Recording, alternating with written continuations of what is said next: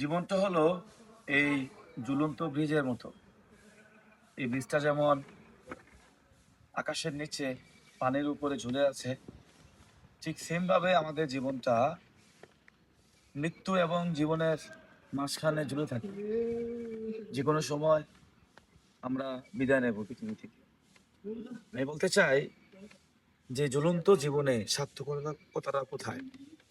এই যে মাঝখানে আমরা একটা জীবন পেয়েছি, এই ঝুলন্ত অবস্থায় আমরা জীবনে কি কর্ম করলাম তার উপরে কিন্তু ডিপেন্ড করে আমাদের জীবনের পরবর্তী যে স্টেপ, মৃত্যুর পরের জীবনের, সেটা সার্থকতা।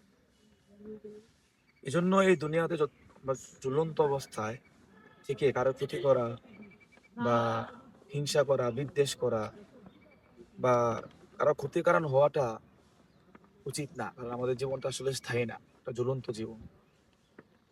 যদি আমরা এই জীবনটাকে সার্থক করতে চাই, মানুষের উপকারে আসতে হবে এবং এমন কিছু কাজ করতে হবে যে এই জীবনটা হবে মানুষের জন্য, পরিবারের জন্য, দেশের জন্য এবং একটা সার্থক সফল জীবন তৈরি করতে হবে। এই জন্য আসুন আমরা যারা এখানে আছি, যে এই ঝুলন্ত জীবনটাকে নিয়ে অহংকার করার কিছু নেই।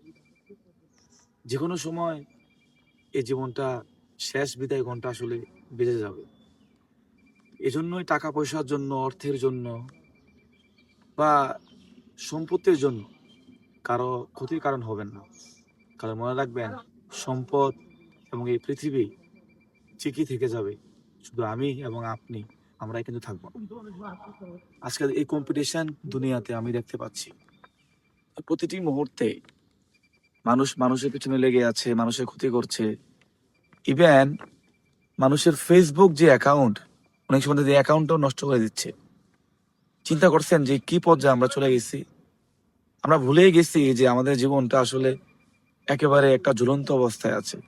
আজকে আপনি যার ক্ষতি করছেন, আজকে আপনি যার ক্ষতির কারণ হচ্ছেন, কালকে তো আপনি নিজেই থাকবেন না। যে উদ্দেশ্যে ক্ষতি করেছেন, যে সম্পদের জন্য ক্ষতি করেছেন, আগামীকাল সেই সম্পদ ঠিকই থাকবে, আপনি থাকবেন না। তা আমি মনে করি জীবনটা আসলে স্থায়ী নয়। এই ঝুলন্ত ব্রিজটা যেমন ঝুলে আছে, ঠিক সেম ভাবে আমাদের জীবনটাও আসলে ঝুলে আছে।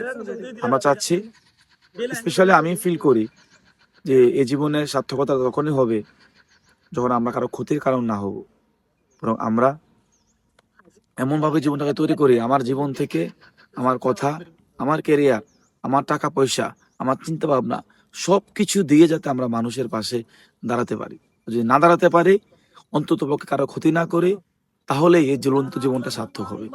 আশা করছি সবাই বুঝতে পেরেছেন এবং তখন আপনার জীবনটা এত নির্মল, একটা সুন্দর পরিবেশ যেমন সুন্দর, আপনার জীবনটা তত সুন্দর হবে। Thank you so much, bye by.